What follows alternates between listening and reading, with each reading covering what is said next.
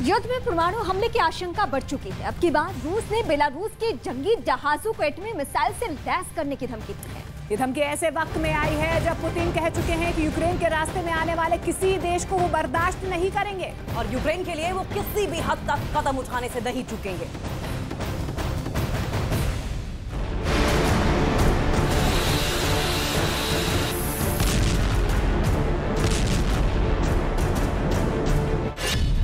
परमाणु बम से युद्ध लड़ेगा रूस।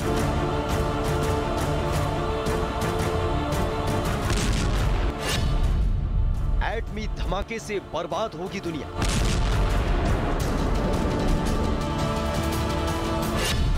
पुतिन के परमाणु टारगेट पर यूक्रेन। क्या रूस यूक्रेन युद्ध की निर्णायक घड़ी आ गई है?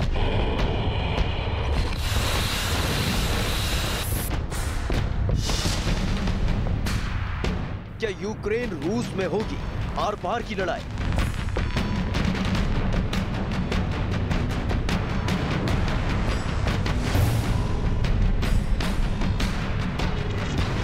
क्या तीसरे विश्व युद्ध का बिगुल बज गया?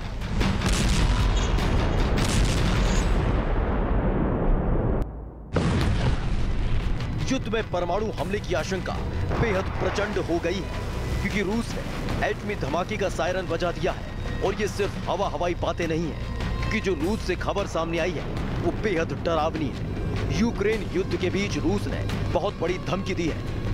रूस ने बेलारूस के जंगी जहाज को एटमी मिसाइल से लैस करने की बात कही है। यानी साफ है कि पुतिन ने यूक्रेन की तबाही का जो प्रण लिया उसे अंजाम तक पहुंचाने के लिए बड़ा कदम उठा सकते हैं, जो परमाणु युद्ध की शक्ल ले सकता है।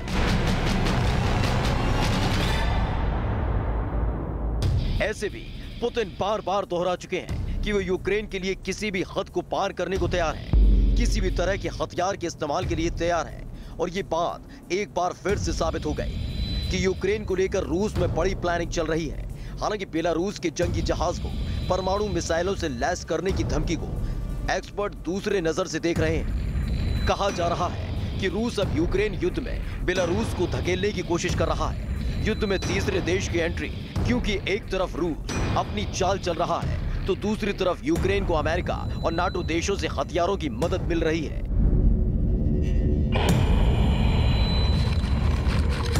अगर यूक्रेन रूस युद्ध में किसी तीसरे या चौथे देश की एंट्री हुई तो खतरा तीसरे विश्व युद्ध की तरफ बढ़ेगा।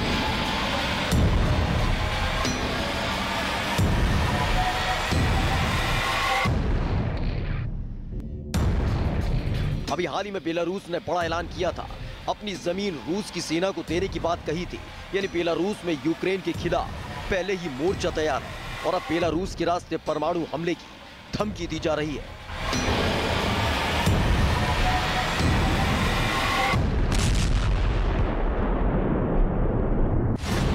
ये धमकी सिर्फ यूक्रेन के लिए नहीं है। रूस लगातार अमेरिका और नाटो देश को भी सावधान रहने के लिए कह रहा है कि अगर यूक्रेन और रूस के बीच में कोई आया तो बड़ी तबाही होगी।